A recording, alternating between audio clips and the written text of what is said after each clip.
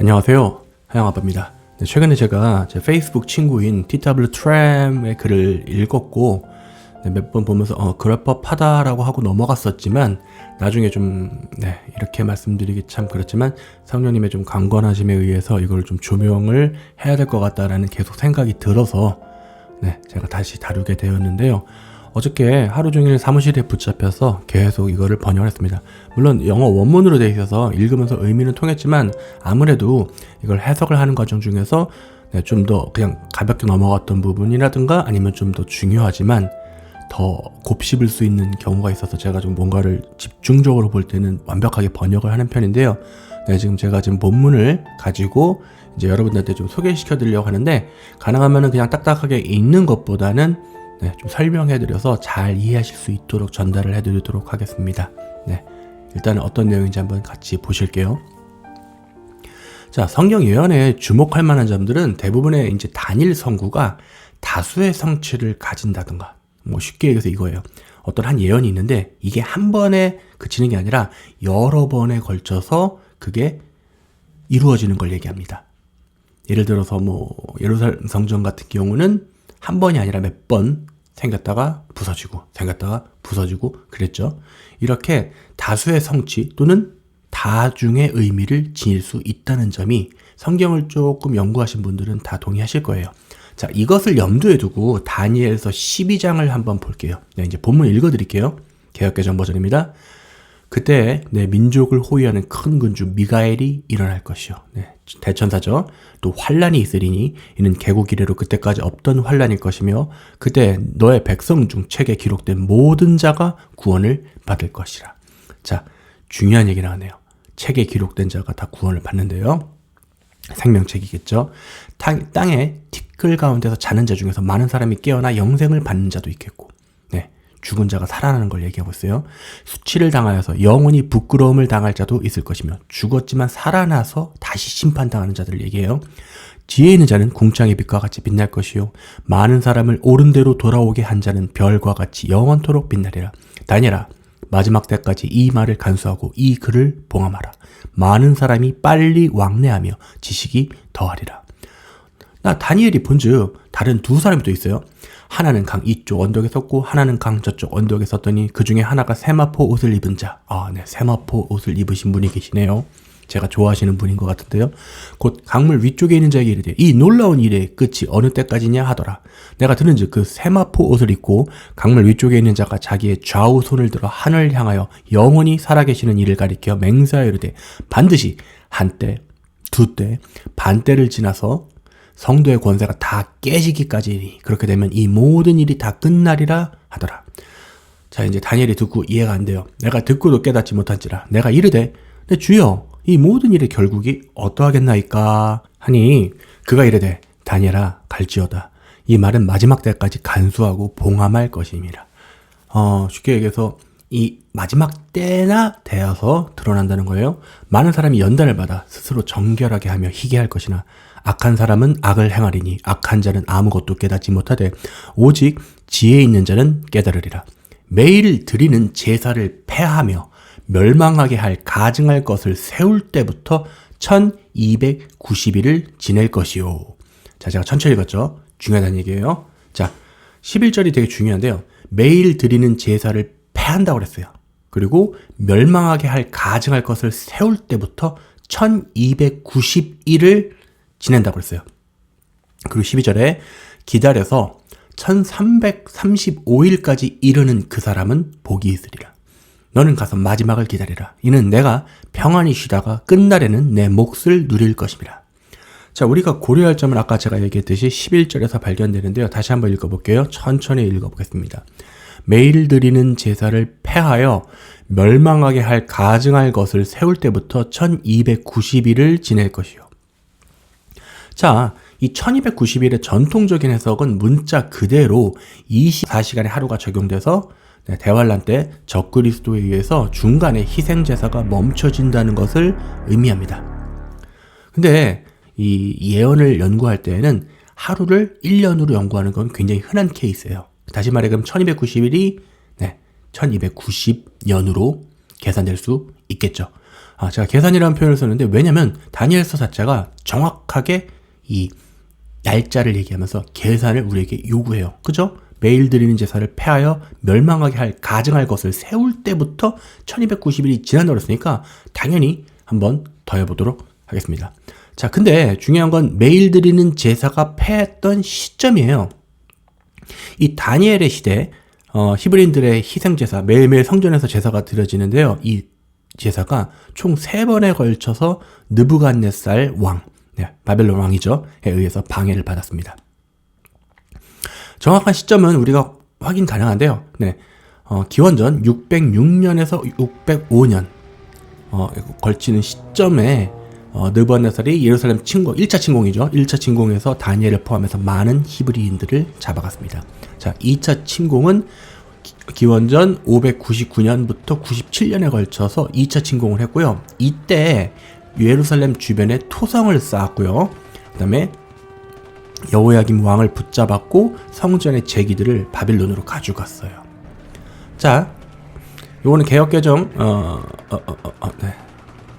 아마 역대할 거예요. 역대하 36장에서 확인 가능합니다. 본문 읽어드릴게요. 성경 본문에 느부갓네살이 또 여호와의 전 기구들을 바벨론으로 가져다가 바벨론에 있는 자기 신당에 두었더라. 성경에도 기록되어 있는 부분이에요. 자, 마지막 3차 침공. 기원전 586년에 느부갓네살이 이제는 와해 성전을 다 불태워버리고요. 모든 보물들을 이제 쑥대밭을 만든 거죠. 그리고 바빌론으로 가져왔습니다. 이렇게 느부갓네살 왕이 1차, 2차, 3차에 걸쳐서 3번에 걸쳐서 이스라엘을 침공했고 그때마다 당연하게 이 제사가 방해를 받았겠죠. 자, 그러면 자, 볼게요. 아까 말했듯이 이 매일 드린 제사가 폐하여진 시점부터 1290일, 다시 말해 1290년을 우리가 더할 수 있잖아요. 그럼 한번 좀 같이 산수를 좀 해보겠습니다. 자, 첫 번째 방해 지점부터요. 1290년을 더하면 우리는 어디에 도착하냐면요. AD 685부터 686에 도착하는데요. 이때 뭔가 연대기적으로 굵직한 일이 있었는데 뭐냐면요. 황금돔 사원이 건축이 시작되던 해입니다. 뭐라고요? 1차 침공부터 1290년을 더하게 되면 황금돔 사원이 건축이 시작되던 해예요. 놀랍죠? 두 번째 방해 지점이 있었죠. 기원전 599년부터 597년, 그때부터 1290년을 더하면 우리는 어디에 도달하냐면요. 기원 후 AD 692, 693년에 도착하는데 이 해는 황금돔 사원이 완공된 해예요. 와, 그러면 지금 1차 침공과 2차 침공의 시작점과 끝점을 마킹한다는 얘기죠. 자, 놀라지 마세요. 세 번째는요. 이 세 번째 방해부터 이번에는 아까 1290년을 그레고리안력이 아니라 성경이 1년이라고 말하는 360일을 기준으로 한, 성경은 원래 그래요. 성경적으로는 360일이 1년인데 요렇게 환산한 1290년을 더하게 되면 이번에는요. 정확하게 이 황금돔 사원의 미드포인트, 그러니까 정확하게 그 시작과 끝의 중간 지점인 기원 후 688 AD에 도착하게 됩니다. 그러니까 매일 드리는 제사가 폐하여졌던 이 세 번에 걸친 포인트들이 전부 다 무엇을 가르치고 있는지 우리가 확인했죠. 정답은 황금돔 사원이다. 그럼 다시 아까 다니엘서 한번 예언을 되짚어 볼게요. 다니엘서 11장에 매일 드리는 제사를 폐하며 멸망하게 할 가증한 것을 세울 때부터 1290일을 지낼 것이요. 그러면 이게 우리가 이게 뭐랑 관련이 있는지 확인이 가능하죠. 다시 말해 이 멸망하게 할 가증할 것이 뭐일 가능성이 매우 높다? 좀 전에 우리가 확인했듯이 황금돔 사원일 가능성이 매우 높아진 거예요. 자, 그럼 여기서 끝이 아니에요. 자, 다음에 우리가 이제 봐야 될 좀 예언적인 타임라인은 7절에서 발견되는데, 이거예요. 세마포를 입은 남자가 뭔가 물었죠. 그랬더니 이렇게 답해요. 반드시 한 때, 두 때, 반 때를 지나서 성도의 권세가 다 깨질 때까지니 그렇게 되면 이 모든 일이 다 끝나리라. 자, 아까 세마포를 입은 남자는 그리스도라고 제가 얘기했었죠. 네, 제가 좋아하시는 분이라고요. 종말은 이 하나님께서 성도를 흩어지게 하시는 일이 끝난 후에 1260일이 지나면 찾아올 것입니다. 자, 여기에 놀라운 게 있어요. 자, 여기 놀라운 게 있는데요. 황금돔 사원이 완공된 688 AD에 1260년을 더하면, 자, 좀 전에 한때, 두때, 반때를 환산하면 1260년이 돼요.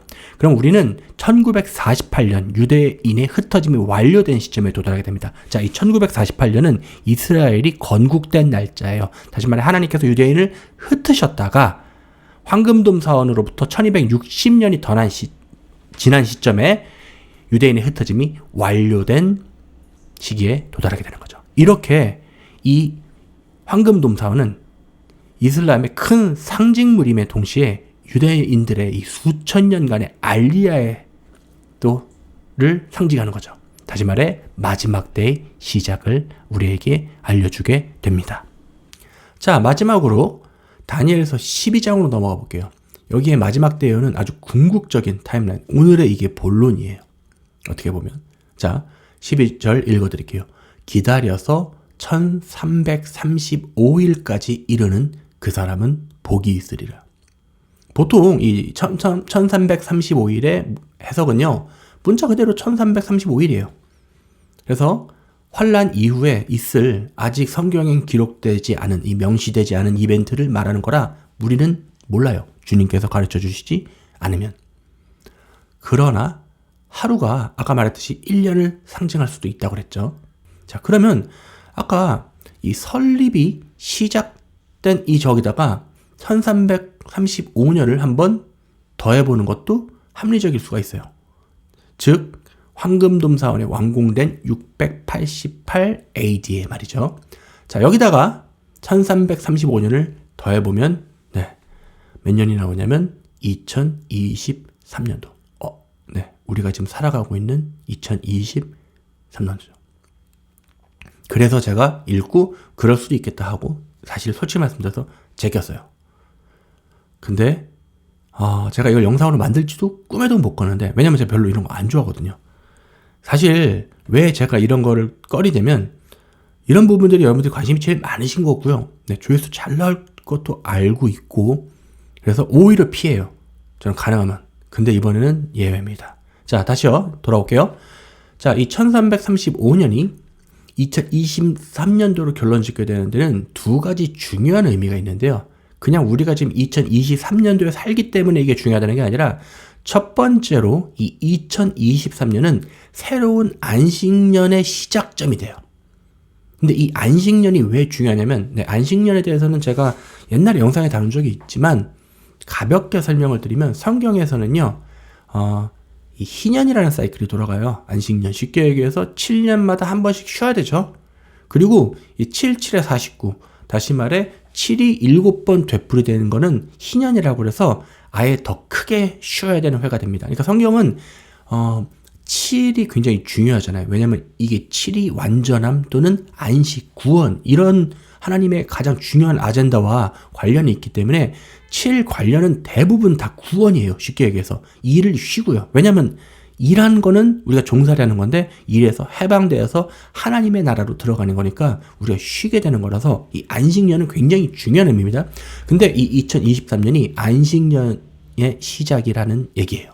근데 이 안식년 사이클은 다시 말해 또 한 번 이게 구원받은 자들에게는 좋은 해지만 구원받지 못한 자들한테는 환란이죠. 그래서 다시 말해 대환란의 사이클이 시작되는 가능성이 굉장히 높은 해입니다.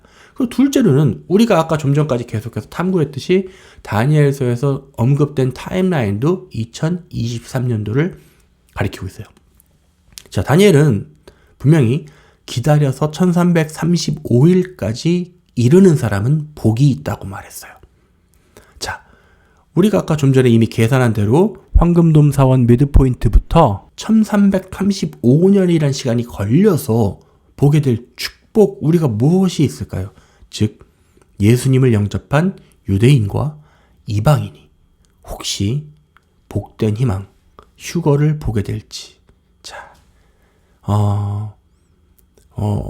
결론으로 와버렸네요. 그것은 한번 우리가 곰곰이 생각해 볼 가능성이 있는 사실입니다. 자, 요렇게까지 해서 TW 트램의 글은 마무리를 짓고 있고요. 제가 높아지면서 몇 가지 당부를 드립니다. 첫 번째, 우리나라랑 외국은 좀 문화 자체가 많이 다른 것 같아요. 우리나라에서는 그때 다미 선교회 사건이 있어서 이런 주님의 재림의 해를 한번 추측해보는 행위 자체가 굉장히 이렇게 타부시돼요. 왜냐면 그거 하면 이단이다. 뭔 소리냐. 근데 사실 우리 깨어있는 그리스도인들이 가장 기다리는 게 뭔가요? 뭐 로또 맞는 거 기다리시나요? 아니면 내가 사놓은 삼성전자 주식 오르는 거 기다리시나요? 아니잖아요. 우리 세상에 미래는 없잖아요. 우리가 기다리는 거 뭐예요? 주님이에요. 주님 다시 오심을 기다리는 사람들이 뭐가 가장 반가운 소리일 거예요. 당연히 주님 오심이 가깝다는 그 얘기만큼 우리를 설레게 하는 건 없습니다. 사실 어떻게 보면 저도 좀 최근에 좀 굉장히 어깨가 축 떨어져 있었어요. 이유는 딱 하나예요. 계속 세상을 보면 답답한데 주님은 오실 것 같은데 뭐랄까? 계속 아니고 그러니까 맥 빠지고 힘들고 그럴 때 우리가 무슨 소식으로 서로 힘내자고 하겠어요? 단 한 가지입니다. 얘들아, 여러분, 주님 이제 금방 오실 것 같아. 그 말만 들어도 가슴이 뛰지 않으시나요? 저는 오늘 이 영상에 사실 아까 말했듯이 2023년도에 무조건 주님 오십니다. 이런 결론을 맺고 싶어서 제가 이 영상을 만든 게 아니고요. 여러분, 주님이 어쩌면 말이죠. 우리가 살고 있는 이 시기에 또는 너무나 가까운 시기에 오실지도 모르겠어요. 라고 말하는 걸 전하고 싶어요. 혹시 제가 틀렸다고 한들 그리고 오늘 본문을 작성한 TW 트램이 틀렸다고 한들 주님께서 화내실지 아니면 에휴 이놈아 아직 아니었어. 그치만 날 그렇게 기다리는구나 이렇게 이뻐하지 않으실까요? 자, 물론 이 부분에 대해서 굉장히 경계하는 여러 가지 이유를 저도 압니다. 그래서 저도 그런 류의 영상은 최대한 만들지 않았어요. 그러나 하나님께서는 우리에게 소망을 주기를 원하십니다. 자, 2023년이 우리가 기다리는 그 해일지 아닐지 정답은 주님만 알아야 하십니다. 그러나 확실한 것은요, 우리가 계속해서 주님을 기다리고 또 기다리다 보면 언젠가는 분명히 우리 기다림을 충족해 주실 예수 그리스도께서 강림하셔서 우리 모두를 구원하실 그 시점이 오기를 기도해 봅니다. 감사합니다. 마지막 기도로 끝낼게요. 하나님 감사합니다.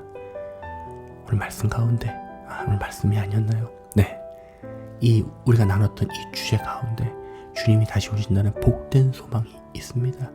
행여나 우리가 잘못 이해했을지라도 주님 우리를 용서하시고 그러나 우리의 진심과 그 중심을 보셔서 하나님을 사랑하는 그 마음만 개최하여 주셔서 계속해서 우리가 주님만 바라보고 힘을 내어서 마지막을 향해 나아갈 수 있도록 복 주시길 간절히 바라고 원합나이다. 예수 그리스도의 이름으로 기도했습니다. 아멘.